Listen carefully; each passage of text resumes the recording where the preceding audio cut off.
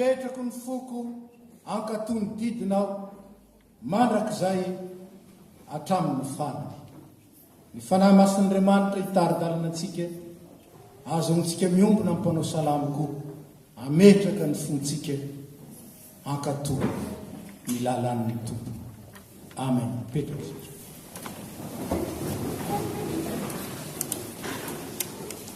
fatatsika tsara fototsy ny fanambaran'ny soratra masina ny narana trany amin'ny sekoly alahady ary mbola toizana mandrakakehitridro ny fitoriana sy ny fanambarana azy.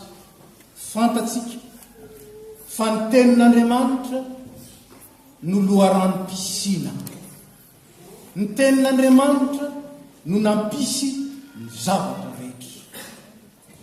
Izy narina ny lanitra sy ny tany, ny zavatra rehetra na nita na ny tsy hita hoy ny fanekempinoana fahatelo izay tononitsika.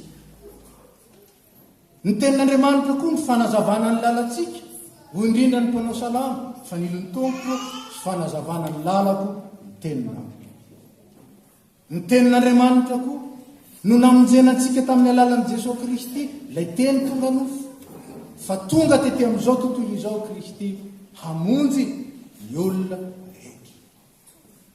Ny tenin'Andriamanitra no ampiorenan'ny fiainantsika eto amin'ity izao tontolo izao ity manome fiainana be dehibe ho indrindra ny tompo araka ny jaony zao avy mba hanana ny fiainana sady hananany be dehibe. Izay manana ny zanaka no manana ny fiainana, izay tsy manana ny zanaka no tsy manana ny fiainana. Ary ny teny dia tonga nofo kanonina tamintsika. Tenin'Andriamanitra ampiorenan'ny fiainana ka mitondra fiadanana, mitondra fihavanana satria araka nambara tamintsika ny teny grika hoe eirene adika fiadanana dia adika koa hoe fihavanana. Izy ilay fahafenon'ny fitiavana izay mampiray, izay mampiavana, izay mampivitrana indray ny misaraka, ny rava, ny simba sy politika. Fa io tenin'Andriamanitra ampiorenan'ny fiainantsika io dia ambaran'ny soratra masina koa fa manompa-endrena. Ho indrindra ny mpanao salama sa dia sa endry no ny antom-panahy ahy, endry no ny olona rehetra satria ny teninao no izorako, ny teninao no ankatoaviko satria ny teninao no saintsainiko andro amanany. Endry no ny mpampianatra ahy aho satria ny teny vavolombelonao zany ny tandrena. Ny tenin'Andriamanitra loharanom-pahendrena mahatonga ny fiainan'ny olona miorina tsara ka mahatonga ny fiainany ho lavorary sy mireny, tsy mikotôtôna, tsy manao io ka misy ambony misy ambany fa fiainana mirindra.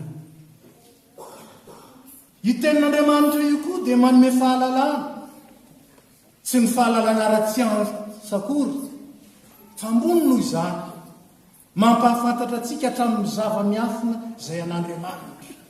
Dia ho ihany ny mpanao salama araka ny vakitsika teo hoe ny didinao nazo fahalalana ka dia endry no ny atom-panahy aho, endry no ny mpampianatray aho. Io tenin'Andriamanitra io koa dia ampiorenany fiainana satria miaro sy mamonjy isan'andro isan'andro. Toany araka ny teninao mba ho velona ho mpanao salama, toanao mba ho voavonjy. Ny tenin'Andriamanitra loha rano-mpamonjena, ny tenin'Andriamanitra batery fiarovana ho an'izay mialoka aminy. Fa ny tenin'Andriamanitra koa ilay fahafenon'ny zavatra rehetra dia hitsara ny velona sy ny maty.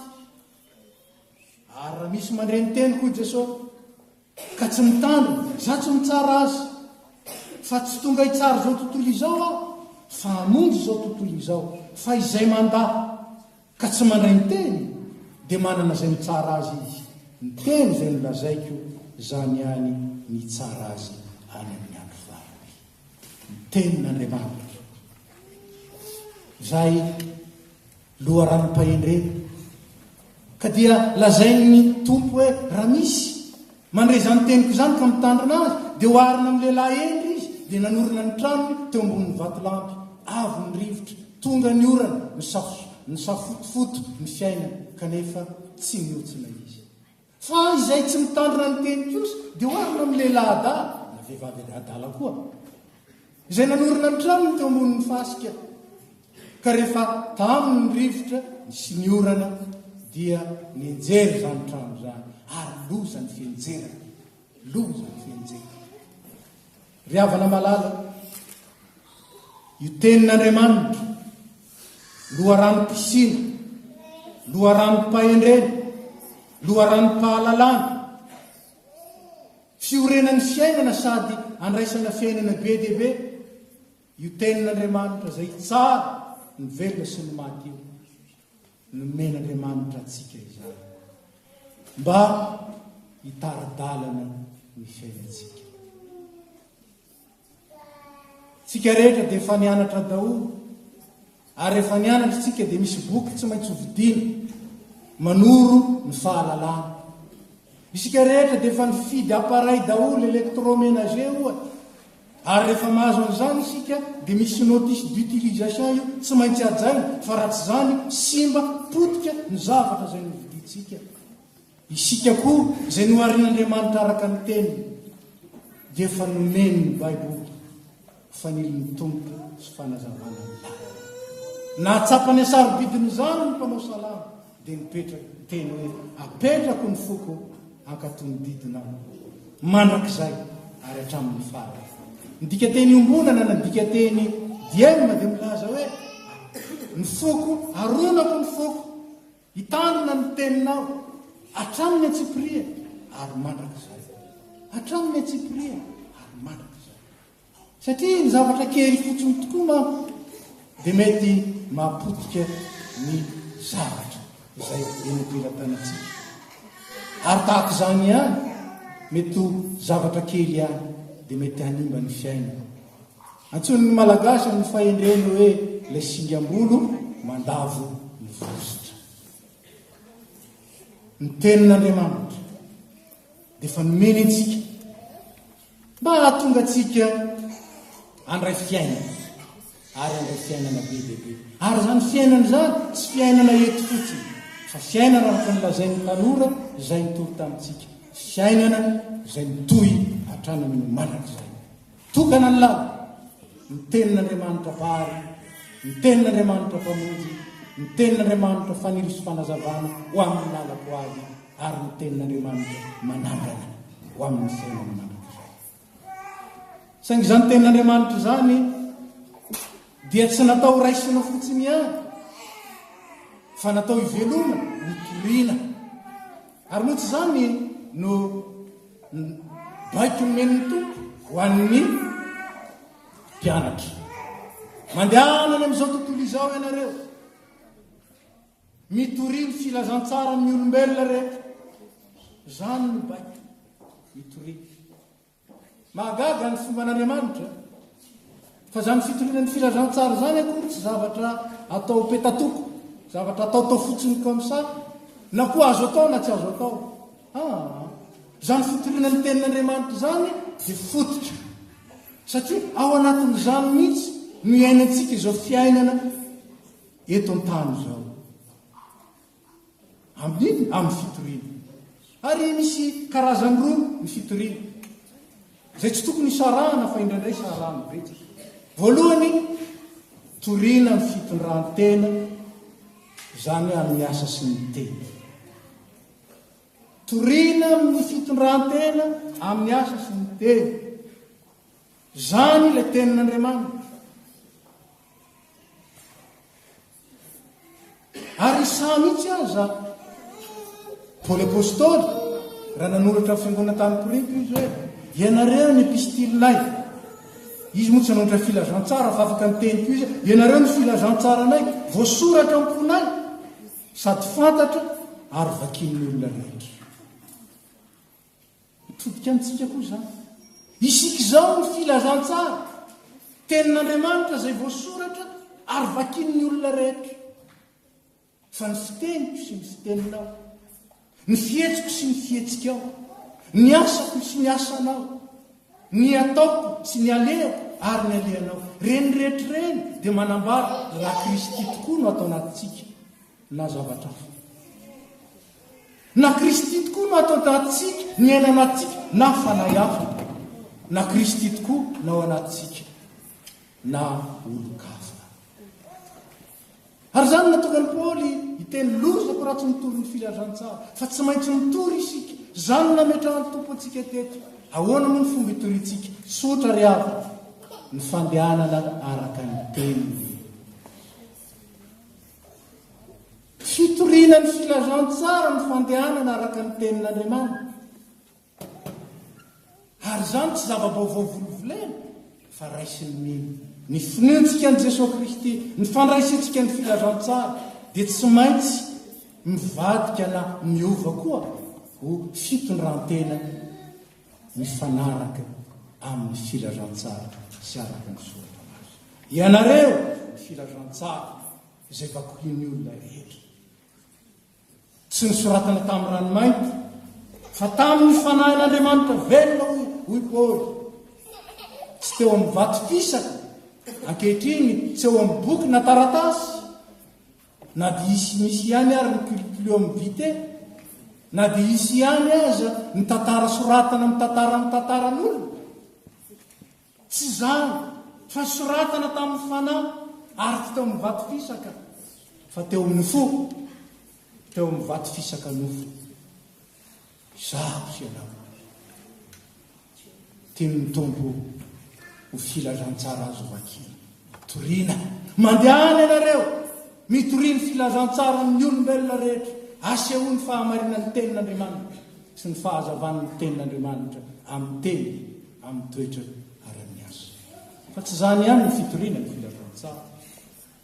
Fa ny fitoriana ny filazantsara dia araka nataon'ny apôstôly koa, nandeha izy mitondra ny tenin'Andriamanitra tany amin'ny olona rehetra. Aintsika moa ny fototra iorenan'ny FPMA, izany orenan'ny asany sy ny fiainana. Antsoina hoe frère teolojika. Ny FPMA dia fiombonana izay manao asa misiona ho fanasitranana ny olona, ho fanasitranana ny olona amin'izay vokatry ny tsy fahalalana ny tenin'Andriamanitra, izay vokatry ny tsy fananany mpahendrena benebony, vokatry ny tsy fahalalana tsara ny olona, manasitana ho amin'izany. Ary ny tenin'Andriamanitra ny fiasana. Ary koa manome fiainana be dia be, fiombonana manao asa misiona, ho fanasitranana izao tontolo izao, ary fizarana fiainana be dia be, mitondra ny tenin'Andriamanitra any amin'izao tontolo izao, any amin'ny olona rehetra. Tsy afaka manao zany ange isika. Amin'ny fomba ahoana nazahoantsika mitory any Mongolia? Mody any Madagasikara azy nandray efa lafo be. Ahoana no ahafahantsika manao zany? Ahoana no ahafahantsika mitory any amin'ny faritra rehetra? Zany no nahatonga ny FPMA niditra ho mpikambana ary mpandray anjara mavitika amin'ireo fikambana-piangonana misy era-tany tahaka ny fédération luthérienne mondiale mpikambana feno amin'izany isika tahaka ny alliance réformée mondiale zay lasa khmer ankehitriny conseil mondial des églises réformées mahatonga antsika mpikambana ao anatin'ny quek na ny concile des églises de toute l'Europe mahatonga antsika mpikambana ao amin'ny fédération protestante de France na FPF mahatonga antsika miara-miasa amin'ireo vondrom-piangonana sy ireo fiangonana samihafa zay miasa any amin'ny toerana maro samihafa tsy tonga antsika kanefa amin'ny fiaraha-miasa amin'ny fandoavantsika cotisation sy fiombonantsika ao anatin'izany dia mitory any Mongolie isika mitory any Japon isika mitory any Océanie isika ary isika koa amin'ny maha fiangonana malagasy atsika miara-miasa amin'ny fiangonana ary miara-miasa koa amin'ny fikambanana mampiely baiboly malagasy mitory any amin'ny malagasy mpiray-tanyrazana amitsika mandehana mitondra tenin'Andriamanitra any amin'ny olona rehetra ary ny voalohany amintsika zany ny mahafiangonana malagasy atsika mitory ho amin'ny malagasy mpiray-tanyrazana misy fotoana resahako zany amin'ny filazandrana fa ny zava-dehibe dia ity ny fomba etsika mitory ankoatran'izany hoe fidirana anatin'ny fikambana-piangonana zany fandraisana anjara amin'ireo dia ny fanaparitahana ny baiboly mizarao ny tenin'Andriamanitra zarao ny baiboly azafaly fotsiny manangona baiboly ao an-trano ao fa meteza andray anjara izarao baiboly ny namana tsy manana ary mandray sanjara amin'ny fivarotana baiboly mora fa zany nataon'ny fikambanana mampely baiboly any Madagasikara mila toanana izy amin'izany mila toanana ka ny tenin'Andriamanitra zay loharanom-piainana sy loharanom-pisiny dia natao koa mba hotoriana amin'ny olombelona rehetra efa nazo maimaimpony ianao dia manomezako maimaimpony efa nitoriana maimaimpony ianao meteza hitory maimaimpony amin'ny fiainana mitory maimaimpony amin'ny fitsoana fitsahana tseratra amin'ny asa amin'ny fanohanana ireo izay miafa manatanteraka zany fanapariana zany ho an'Andriamanitra ny voninahitra ho antsika ny faherezana velona sy mahery ny tenin'Andriamanitra ary sika zay velona ny tenin'Andriamanitra dia fiasana velona ho amin'izany asa zany mba hanerina ny tany tokoa ny fahalalana tsara ny Jesosy Kristy ka hatonga ny fiadanana ny fifaliana ary ny fiainana mandrakizay ahapaka ny olona rehetra raisy ny fitahia ho aminareo rehetra ny fahasoavan'i Jesosy Kristy ny fitiavan'Andriamanitra ray ary ny firaisana amin'ny fanahy maso mba hampahery anareo amin'ny asa tsara ka handraisanareo ny filazantsara amin'ny finoana sy amin'ny hery ny mpanahy ary hahatonga anareo koa fiasan'ny filazantsara hitory amin'ny olona rehetra ny fahazavan'i Kristy ary ny fiainana be izy dehibe zay zarain'i Kristy amin'ny alalan'ny teny matoky la miantso anareo izy hatanteraka zany ho an'izay matoky azo kosa mahereza sy mahatanjaka momba anareo tompo amen petraka